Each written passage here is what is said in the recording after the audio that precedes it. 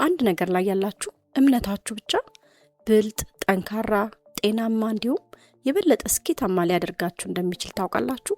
ይህም የማበረታቻ ጥቅስ ወይም ደግሞ ንግግር አይደለም፣ ወይም የፖዚቲቭ አስተሳሰብ አስተምሮም አይደለም። ነገር ግን ይሄ የተረጋገጠ ሳይንስ ብቻ ነው ይላል ዴቪድ ሮብሰን። እስቲ ለአንድ አፍታ አስቡት። ሁለት ተመሳሳይ ችሎታ፣ ተመሳሳይ ትምህርትና ተመሳሳይ እድሎች ያላቸው ሁለት ሰዎች ውስጥ አንደኛው በተከታታይ የተሻለ ውጤት ሲያገኝ፣ የበለጠ በራስ መተማመን ሲሰማውና የበለጠ ውጤት ሲያገኝ፣ ሌላኛው ደግሞ ሲታገል፣ ራሱን ሁሌ ሲጠራጠርና ዝቅተኛ አፈጻጸምም ሲያሳይ ይታያል። ይሄም ለምን ሆነ ካላችሁ ዛሬ ይዤላችሁ የመጣሁት መጽሐፍ ይሄን ያስረዳችኋል። መጽሐፉም በዴቪድ ሮብሰን የተጻፈውና በተለያዩ የሳይንስ ጥናቶች የተረጋገጡ ምሳሌዎችን የያዘው ዘ ኤክስፔክቴሽን ኢፌክት የተሰኘው መጽሐፍ ነው። ይህም መጽሐፍ እንዴት ኤክስፔክት ማድረግ ማለትም አንድን ነገር መጠበቅ ያለንበትን እውነታ ሊቀርጽ እንደሚችልና ይህም መጠበቅ ብዙውን ጊዜ ከችሎታ፣ ከጥረት ወይም ከእውቀት የበለጠ ኃይለኛ እንደሆነ የሚያስተምር ነው። ጸሐፊውም እንደሚለው በሰዎች ላይ የምናየው የውጤት ልዩነት ሰዎች በተመሳሳይ ሁኔታ ውስጥ ቢሆንም እንኳን ይሄ እድል ጉዳይ አይደለም ይላል። ነገር ግን ይሄ የአስተሳሰብ ሁኔታ ነው። ይሄም መጠበቅ ወይም ኤክስፔክቴሽን ነው ይላል። ይሄም በኒውሮሳይንስ፣ በስነ ልቦናና በእውነተኛ የገሃድ ዓለም ሙከራዎች የተደገፈ ነው። ይህ መጽሐፍም እምነቶቻችን ለአእምሮአችንና ለሰውነታችን እንዴት መመሪያ እንደሚሰጡ ማለትም ምን ያህል ህመም እንደሚሰማን፣ ምን ያህል በፍጥነት ማገገም እንዳለብንና ምን ያህል ጥሩ ውጤት እንደምናገኝ እንዲሁም ነገሮች አስቸጋሪ ሲሆኑ ምን ያህል መታገስ እንዳለብንም የሚያዙ ናቸው ይላል። ለዚህም ጸሐፊው እንደ ምሳሌ የሚጠቅሳቸው አትሌቶች ስላለባቸው ገደብ የሚያምኑትን በመቀየር ብቻ አፈጻጸማቸውን ማሻሻል ይችላሉ። ተማሪዎችም የሚጠብቁትን ነገር መለወጥ ሲጀምሩ ተጨማሪ ጥናት ሳያደርጉ ከፍተኛ ውጤትን ማስመዝገብ ይችላሉ። እንዲሁም ታካሚዎችም በመድኃኒት ሳይሆን በእምነት ምክንያትና የሚጠብቁትን ውጤት ብቻ በመቀየር በፍጥነት ይፈወሳሉ ይላል። በመቀጠልም መጽሐፉ ስለ ፕላሲቦ ኢፌክት ማለትም የፕላሲቦ ተጽዕኖ ከሳይንስ በስተጀርባ ያለውን ትርጉም ያብራራል። ይህንንም ጸሐፊው ከሕክምናው በላይ ይወስደዋል። በዚህም መጠበቅ እንዴት ተጽዕኖ እንደሚያሳድርም ያሳያል። አንድን ነገር መጠበቅ ህይወትን ለማሻሻል በቂ ኃይል አለው፣ በተመሳሳይም ደግሞ እናንተን ወደ ኋላ ለመጎተትም ኃይል አለው ይላል። ብዙዎቻችን ባልመረጥነው የአእምሮ ከፍታ ስር ነው ያለነው ይላል። እነዚህም ማለት ከልጅነት የወረስናቸው እምነቶቻችን፣ በሌሎች ሰዎች እኛ ላይ የተለጠፉ መለያዎቻችንና እንዴት ሆን ብለን ሳንጠይቅና ሳናጣራም የምንደጋግማቸው ታሪኮች ናቸው ይላል። ይህ መጽሐፍ የሚያስተምረን እነዚህ የማይታዩ ገደቦችን ማጋለጥ ብቻ ሳይሆን እንዴት እንደገና ማሻሻልና በማስረጃ ላይ የተመሰረቱ ቴክኒኮችን በመጠቀም እንደገና በአዲስ መጻፍ እንደምንችል ነው። ጸሐፊውም የተለያዩ ታሪኮችና የጥናት ውጤቶችን በማንሳት ነው የሚያብራራው። እናም በዚህ መጽሐፍ ሪቪው ላይ የሚማነሳላችሁ ጸሐፊው በመጽሐፍ ውስጥ ካነሳቸው ውስጥ ይጠቅማቸዋል ብዬ የማስባቸው ነጥቦች ይሆናል። አንደኛው ጸሐፊ የሚያነሳው ነጥብ we see what we predict የሚለው ነው። ይህም ማለት የምንጠብቀውን ነገር ነው በእውነታ የምናየው የሚለውን ነው። በዚህ ላይም ጸሐፊው የሚያነሳው አንድን ነገር በአእምሯችን በጠበቅነው ቁጥር በህይወታችን ውስጥና በውጤቶቻችን ላይ እናየዋለን ይላል። እዚህም ላይ ስለ ህመም ኔጌቲቭ ተጽዕኖዎች፣ የአካል ብቃት እንቅስቃሴ፣ ስለ ጭንቀት፣ ስለ ምግብ፣ ትምህርት፣ በመጨረሻም እርጅናን ጨምሮ ስለ ህይወት የተለያዩ ክፍሎች ይናገራል። እንዲሁም አእምሯችን እውነታችንን እንዴት እንደሚቀርጽም ያሳያል። ይሄ ቢሆንስ ወይም ደግሞ ይሄ ይሆናል ብለን የምንጠብቀውን ነገር አእምሯችን ወስዶ ለኛ ያንን ክፍት ቦታዎች በመብላት ያን ያሰብነውን ነገር ወደ እውነት ይለውጥብናል ይላል። በዛ ምክንያት ሁሌም የምንጠብቀውን በእውነታ እናገኘዋለን። ሌላኛው ጸሐፊ የሚያነሳው ነጥብ ደግሞ ስለ ፕላሲቦ ኢፌክት ማለትም ውጤት ነው። የፕላሲቦ ኢፌክት ማለት ደግሞ አንድ ሰው ለህመሙ እውነተኛ ያልሆነ ህክምና ሲሰጠው ማለትም ለምሳሌ የውሸት ውሃ መርፌ ሲወጋ እና ምንም አይነት ለውጥ የማያመጣ አይነት መድኃኒት እንዲወስድ ሲደረግ፣ ነገር ግን ለሰውየው የወሰደው መድኃኒት በጣም ፍቱን እንደሆነ ሲነገረው ከዛም ሰውየው ከህመሙ ሲፈወስ ማለት ነው። ይህ ማለት ሰውየው የወሰደው መድኃኒት እንደሚያድነው በመጠበቁ ያገኘ ውጤት ማለት ነው። ምክንያቱም ምንም አይነት ለህመሙ መድኃኒት የሚሆን ነገር አልተሰጠውም፣ ነገር ግን መድኃኒቱ የሚያመጣለትን ውጤት በመጠበቁ ሲድን ማለት ነው። እና በፕላሲቦ ኢፌክት ሙሉ በሙሉ ምንም የሆነ ማለትም እንደ ውሃ አይነት ንጥረ ነገሮች ከኃይለኛ መድኃኒት እኩል ውጤት ይኖራቸዋል ይላል። መጽሐፉም ስለ ፕላሲቦ ኢፌክት ማለትም ፖዚቲቭ የሆነ ውጤቱን ስለሚያመጣው ነገርና እንዲሁም ስለ ተቃራኒ ውጤት ማለትም ስለ ናሴቦ ውጤትም ያብራራል። የናሴቦ ውጤት የሚባለው ደግሞ ተቃራኒ ውጤቱ ነው። ያ ማለት ለምሳሌ ክትባቶች ወይም አንድ መድኃኒት ስትወስዱ ሊያስከትል ይችላል ተብሎ የሚነገራችሁ ሳይድ ኢፌክት ማለት ነው። በአንድ የሃርቫርድ ጥናት ላይ የአንድ የሆቴል ቤት ጽዳት ባለሙያዎች ከሐኪማቸው ጥሩ የሆነ የአኗኗር ዘይቤ እየተከተሉ እንደሆነና በቂ የአካል ብቃት እንቅስቃሴም እያደረጉ እንደሆነ ስለተነገራቸው ብቻ የደም ግፊታቸው ተሻሽሏል ይላል። እንዲሁም የተለያዩ የመድኃኒት የጎንዮሽ ጉዳቶች ብዙ ጊዜ የሚከሰቱት በሽተኛው ስለሱ ስለሚያውቅና ስለሚጠብቃቸው ነው ይላል። እንዲሁም አንድ ቢራ ስሙን ስለቀያየረ ብቻ የተሻለ ወይም የከፋ ጣዕም አለው ብለን እናስባለን፣ እናም ያህም ይመስለናል ይላል። በተመሳሳይም የተለያዩ የምንጠቀምባቸው ኤሌክትሮኒክሶችም ሆነ ሌሎች መሳሪያዎች አስቀድመን በምንጠብቀው መሰረት የተሻለ ወይም የከፋ ይሰራሉ ብለን ስለምናስብ ያንኑ እናገኛለን ይላል። የፕላሲቦ ውጤት በሕክምና ውስጥ ለዘመናት ሲታወቅ የቆየ ነገር ነው። ነገር ግን ከጊዜ ወዲህ ግን በአብዛኛው ችላ ተብሏል። ነገር ግን በሁለተኛው ዓለም ጦርነት የጦር ሜዳ ቀዶ ጥገና ወቅት ራሱ እንደ ማደንዘዣ ተጠቅመውበታል ይላል። ነገር ግን ከጊዜ በኋላ የዶክተሮች ፕላሲቦን መጠቀም ለታካሚው ሐቀኝነት የጎደለው ድርጊት ነው በመባሉ ብቻ ተዳክሟል። ነገር ግን ጥናቶች እንደሚያሳዩት በሽተኛው ስለ ፕላሲቦ ቢያውቅ እንኳን ውጤታማ መሆኑንና አንዳንድ ጊዜም ለዓመታት ጥቅሞቹ እንደሚቀጥሉ የሚያሳይ ማስረጃ አለ ይላል። ከፕላሲቦ በተጨማሪም የናሴቦ ተጽዕኖ ማለትም መጥፎ ወይም ህመም የሚያስከትሉ ውጤቶች መጠበቅም የሚፈጥሩት ይላል። በተለይም መድኃኒት መውሰድ የጎንዮሽ ጉዳቶች ያስከትላል የሚሉት አይነት ውጤቶችን መጠበቅ ከባድ ህመም ወይም ደግሞ ውጤቶችን ይፈጥራል ይላል። እንዲሁም ስህተት የሆነና በሽተኛው የሌለበትን በሽታ ስለተነገረው ራሱ በሽተኛው ለሞት ተዳርጓል ይላል። እንዲሁም ለምሳሌ አንድ ታካሚ በጣም ከፍተኛ ደረጃ የደረሰ የጭንቅላት እጢ እንዳለበት ቢነገረው ታካሚው ስለ በሽታው በሚኖረው በተነገረ እምነት መሰረት የማገገም ተስፋው በዛው ልክ በጣም ከባድ ነው የሚሆንበት ይላል። ይሄም እውነተኛ ችግሮችን ያስከትላልና ለሰዎች ስለ በሽታቸው እንዲሁም አንድ ስለሚወስዱት መድኃኒት አደጋ አለመንገር በጣም ጠቃሚ ሊሆን ይችላል። ነገር ግን ብዙ ጊዜ ይሄ ደግሞ የሕክምናው ስነ ምግባር ላይፈቅድ ይችላል። ወይም ደግሞ ታካሚው ያን የማወቅና ያለማወቅ ፈቃድ ሊኖረው ይገባል ይላል። ምክንያቱም ለምሳሌ ይህን መድኃኒት የሚወስዱ 10% የሆኑ ታካሚዎች ከባድ ራስ ምታት ያጋጥማቸዋል ብሎ መናገር ከራስ ምታቱ ይልቅ ብዙ ተጨማሪ ታካሚዎች ይፈጥራል ይላል። 90% የሚሆኑት ታካሚዎች ደግሞ ራስ ምታት ያጋጥማቸዋል። በተለይም የመጠበቅ ውጤቶችን የፕላሲቦ ወይም የናሴቦ ተጽዕኖዎችን በመድኃኒትና በሕክምና ላይ እናያቸዋለን። ነገር ግን ይሄም በምግብ ውስጥም ይሰራል ይላል። ለምሳሌ አንድ የምግብ አይነት ረዘም ላለ ጊዜ ሆዳችሁን የመምላት አቅም አለው የሚል ሐሳብ ከሰማችሁ ያንን ምግብ ከበላችሁ በኋላ ሁሌ ያ ስሜት ይሰማችኋል ይላል። እናም እንደሚታወቀው ሰውነት ለመቀነስ የሚበሉ ብዙ ምግቦች ሳቢ አይደሉም። እንደ ቀላል፣ ጤናማ የመሳሰለ ቃላት በእነዚህ ምግቦች ውስጥ ብዙ ነገር እንደሌላቸው ለአይምሯችሁ ይነግረዋል። ስለዚህ ብዙ ጊዜ ከበላችሁ በኋላ ወዲያው ረሃብ ይሰማችኋል፣ ምንም እንኳን ምግቦቹ ጥሩ ይዘት ቢኖራቸውም ይላል። እና ምግብንም ስትመገቡ ስለ ምግቡ ሁሌም ጥሩ ስሜት ይሰማችሁ ይላል። ሌላው በመጽሐፍ ውስጥ የተጠቀሰው ሐሳብ ደግሞ አመለካከታችሁ እንዴት ህይወታችሁ ሊለውጥ እንደሚችል ነው። ይህም ማለት በመልካምም እንዲሁም በመጥፎም ሊሆን ይችላል ይላል። መጽሐፉም በልዩ ልዩ ምሳሌዎችና በሚያስደንቁ ጥናቶች አስተሳሰብ ህይወትን እንዴት እንደሚለውጥ ይናገራል። የበሽታ ምልክታችሁ ለረጅም ጊዜ እንደሚቆይና ከቁጥጥር ውጪ እንደሆነ ካሰባችሁ በዚያው መንገድ በሽታው እናንተ ጋር የመቆየት እድሉ ከፍተኛ ነው ይላል። ለዚህም አስደናቂው ምሳሌ ረጅም እድሜ ነው ይላል። ጥናት አጥኚዎችም በ1100 ተሳታፊዎች ላይ ከእርጅና ጋር በተያያዘ ስላላቸው አመለካከትና ያላቸውንም እምነት እንዲገመግሙ ጥናት አድርገዋል።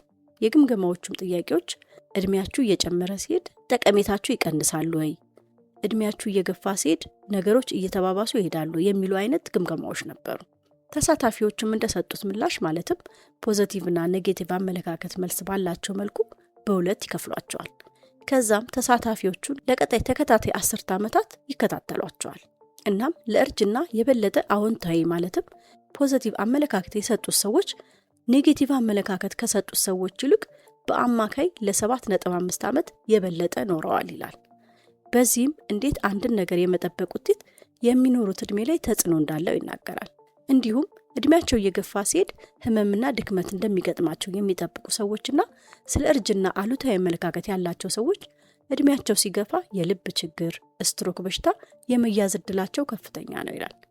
በሌላ በኩል ደግሞ ስለ እርጅና አዎንታዊ አመለካከት ወይም ደግሞ ፖዚቲቭ አመለካከት ያላቸው ሰዎች ለምሳሌ እድሜያቸው ሲገፋ የሚሰማቸውን የኃይል መጠንና ያላቸውን ከፍ ያለ ጠቀሜታ የሚያስቡ ሰዎች ለበሽታ የመጋለጥ እድላቸው ዝቅተኛ ነው ይላል። ለዚህም ጸሐፊው ከተለያየ የእድሜ ክልል ውስጥ ካሉ ሰዎች ጋር ጓደኝነት መመስረት እድሜያችሁ እየገፋ ሲሄድ ህይወት ምን እንደሚመስል የምትጠብቁትን ነገር ሊያሻሽልላችሁ ይችላል ይላል። ወደ ቀጣዩ ነጥብ ከመሄዴ በፊትም ላነሳላችሁ የምፈልገው ነገር ሁላችንም በህይወታችን ልናሳካው የምንፈልገው ነገር እንዳለ ይታወቃል። ነገር ግን ያንን ፍላጎታችንን እንዲሁ በአይምሮአችን ይዘን ነው ያለነው ወይስ ለመተግበር ግብ አስቀምጠን እየሰራንበት ነው?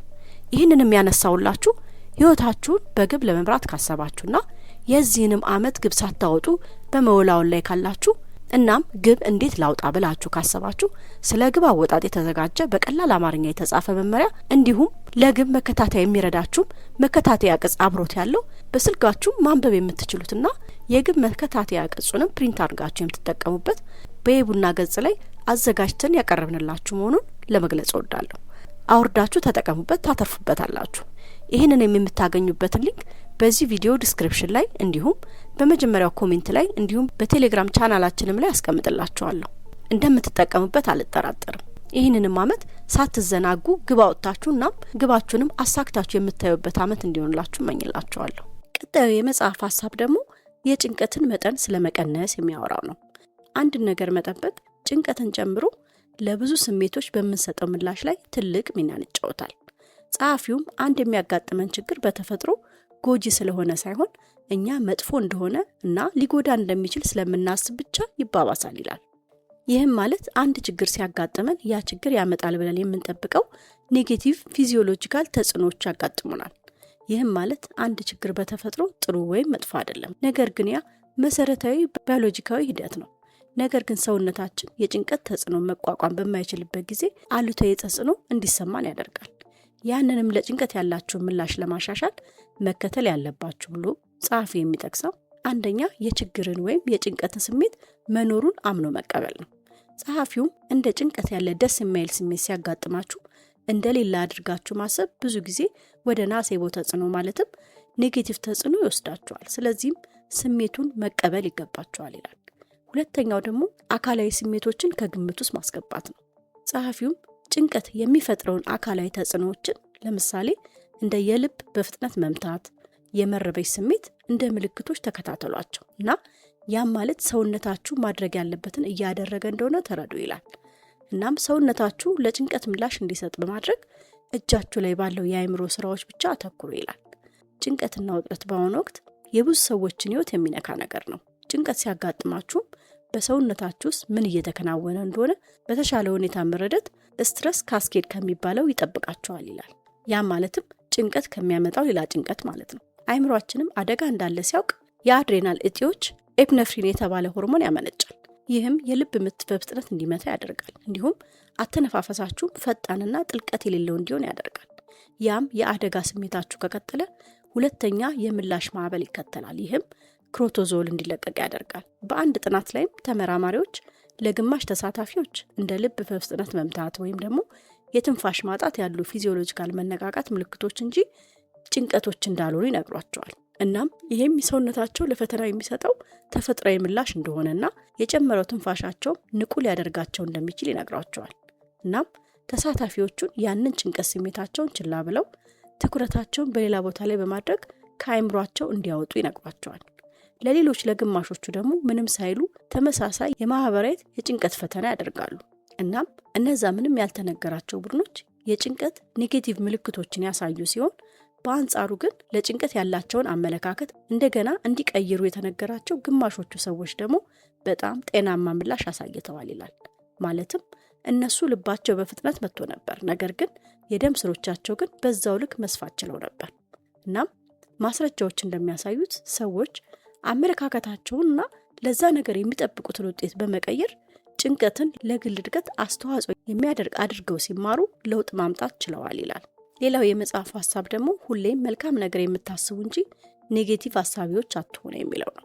የእናንተ አመለካከትና አስተሳሰቦች በሌሎች ሰዎች ላይ ኔጌቲቭም ሆነ ፖዚቲቭ ተጽዕኖ እንደሚያሳድሩ እወቁ ይላል። ምክንያቱም የኛ አእምሮ ሌሎች ሰዎች የሚያጋጥሟቸውና ያየናቸው ነገሮችን ያንጸባርቃል፣ በዛም ተመሳሳይ ስሜቶችን ይፈጥራል። ይሄም ሚረሪንግ የሚባል ነው ይላል፣ እንደ መስታወት ማለት ነው። እናም ፖዚቲቭ ወይም አዎንታዊ ኃይልን የሚያወጡ ሰዎች እነሱ በሚያገኟቸው ሰዎች ላይ አዎንታዊ ተጽዕኖ ያሳድራሉ። ከእንደዚህ አይነት ፖዚቲቭ ወይም አዎንታዊ ሰዎች ጋር አዘውትሮ መገናኘትም የህይወት እርካታን የማግኘት እድላችሁን በ15% ይጨምረዋል ይላል። አዎንታዊ መሆንም በስራ ቦታ ላይ ያሉ መሪዎችንም የበለጠ ውጤታማ እንዲሆኑ ያረዳቸዋል። የእስራኤል ወታደሮች የውጊያ ስልጠና ሲወስዱ በተደረገ ጥናትም የስልጠና መሪዎቻቸው የአንድ ሰልጣኝን አቅም ፖዚቲቭ በሆነ መልኩ ጥሩ ውጤት እንዲያመጡ እንዲጠብቁ ማድረግ የዚያን ሰልጣኝ አማካይ ውጤት በ3 እጥፍ አሻሽሎታል ይላል። በሌላ በኩል ደግሞ አሉታዊ ወይም ኔጌቲቭ አመለካከት ሲኖራችሁ የምታገኟቸው ሰዎች ላይም ጎጂ ተጽዕኖ ታሳድራላችሁ። ይህም አሉታዊ ተጽዕኖ ናሴቦ ውጤት ይባላል። ይህም በ121 ተማሪዎች ላይ የ3 ሰዓት ተራራ ሲወጡ የተደረገ ጥናት ይህን አሳይቷል። በዛም አንድ ተማሪ ያን ተራራ ከወጡ በኋላ እዛ ከፍታ ቦታ ላይ ያለው አየር የራስ ምታትን ጨምሮ ሌሎች ኔጌቲቭ ነገሮችን ሊያስከትል እንደሚችል የሚያብራራ ቪዲዮ ያሳያቸዋል። እናም ከተማሪዎች ውስጥ ያ ከፍታ ህመም ሊያመጣ እንደሚችል የሰሙትና ቪዲዮን ያዩ 86% ተማሪዎች ራስ ምታት አጋጥሟቸዋል፣ ካልሰሙት ጋር ሲነጻጸር ማለት ነው። እና የሰሙት ተማሪዎችም የራስ ምታታቸው በጣም ከፍ ያለ ነበር ይላል። ሌላው የመጽሐፉ ሀሳብ ደግሞ ስኬትን በአይነ ህሊና ስለመመልከት ማለትም ስለ ቪዥዋላይዜሽን የሚያወራው ነው። ይህንንም በምሳሌ ሲገልጽ በአንድ ጥናት የተሳታፊዎች የጡንቻቸው ጥንካሬ ተለካ። ከዚያም ከባድ ነገርን በቀን ለ15 ደቂቃዎች በሳምንት ለ5 ቀናት ሲያነሱ በአይነ ህሊናቸው እንዲያዩ ይነገራቸዋል። ከዛም ከ6 ሳምንታት በኋላ የክንድ ጥንካሬያቸው እንደገና ሲለካ በ11% ጨምሯል ይላል። ሌላው መጽሐፍ የሚያነሳው ሀሳብ ደግሞ ለደስታ ያላችሁን ከልክ ያለፈ ትኩረት ስለማስወገድ ነው። ጸሐፊውም ሰዎች ሁልጊዜ ደስተኛ መሆንን ትልቅ ነገርና አስፈላጊነት ሰጥተው በትኩረት ይሰራሉ ይላል። ይሁን እንጂ ደስታን ከሁሉም በላይ ከፍ አድርገው የሚመለከቱና ይህንን ግብ ለማሳካት ከፍተኛ ጥረት ያደርጉ ሰዎች እንደሚያስቡት በእያንዳንዱ እርምጃቸው ደስተኛ አልነበሩም ይላል። ጸሐፊውም በእያንዳንዱ ቅስፈት ጥሩ ስሜትን ለማዳበር መጣር ለደህንነታችሁ በጣም መጥፎ ነገር ነው ይላል። ምክንያቱም በደስታ ላይ ማተኮር በህይወት ውስጥ ያሉትን ትናንሽና የማይቀየሩ ችግሮችን እንደማይፈለግና ጎጂ ነገር አድርገን እንድንቆጥራቸው ያደርገናል። ስለዚህ ደስተኛ ህይወት ስለመኖር ብቻ ከመማር ይልቅ በምትኩ ያላችሁን ኔጌቲቭ ስሜቶች መቀየር ላይና ስለ አንድ ነገር የምትጠብቁት ነገርም ማለትም ኤክስፔክት የምታደርጉት ነገር ማስተካከል ላይ አተኩሩ ይላል። ለምሳሌ ጭንቀት ደስ የማይል ስሜት ይፈጥራል፣ ነገር ግን ውድቀትን ለማለፍና ከስተቶቻችሁ ለመማር እንደ አስፈላጊ መንገድ አድርጋችሁ ግን መመልከት ትችላላችሁ ይላል። ለማጠቃለልም ዘ ኤክስፔክቴሽን ኢፌክት የተሰኘው መጽሐፍ አስተሳሰባችሁን መለወጥ ህይወታችሁን እንደምትለውጡ የሚያስተምር ነው። በዚህም እኔም የዚህን ዘ ኤክስፔክቴሽን ኢፌክት የተሰኘው መጽሐፍ ሪቪው በዚሁ ላብቃ። በዚሁም ላስታውሳችሁ የምወደው ልታሳኩት የምትፈልጉት ግብ ካላችሁና እንዴት ማሳካት የምችለው አይነት ግብ ማውጣት እችላለሁ ብላችሁም ሁሌም ሀሳብ ለሆነባችሁ በቀላል አማርኛ ያስቀመጥነው ስለ ግብ አወጣጥ ያዘጋጀነው መመሪያና ያወጣችሁትንም ግብ ለመከታተል የሚረዳችሁ መከታተያ ቅጽ አብሮ ያለው በፒዲኤፍ በቡና ዌብሳይት ላይ ታገኙታላችሁ። ዳውንሎድ አድርጋችሁ በስልካችሁ ማንበብ ትችላላችሁ። የግብ መከታተያውንም ፕሪንት አድርጋችሁ መጠቀም ትችላላችሁ። ይህን የምታገኙበትንም ሊንክ በቪዲዮ ዲስክሪፕሽን ላይ እንዲሁም በመጀመሪያው ኮሜንት ላይም አደርግላችኋለሁ። እንደምትጠቀሙበት አልጠራጠርም። ይሄ ዓመትም ሳትዘናጉ ግብ አውጥታችሁ እና ግባችሁንም አሳክታችሁ የምታዩበት እንዲሆንላችሁ እመኛለሁ። ይህንን መጽሐፍ ሪቪው ከወደዳችሁት ላይክ እና ለብዙ ሰዎች እንዲደርስ ሼር እንድታደርጉት በማክበር ጠይቃለሁ። የቴሌግራም ቻናላችንም ተቀላቀሉ። ሊንኩን ዲስክሪፕሽን ላይ ታገኙታላችሁ። ሌላ እንድሰራላችሁ የምትፈልጉት ሪቪው ካለም ኮሜንት ላይ አስቀምጡልኝ። ቻናላችንን ሰብስክራይብ በማድረግ ቤተሰብ ይሁኑ። በቀጣይ ቪዲዮ እስክንገናኝ ድረስ ሰላም ሁኑልኝ።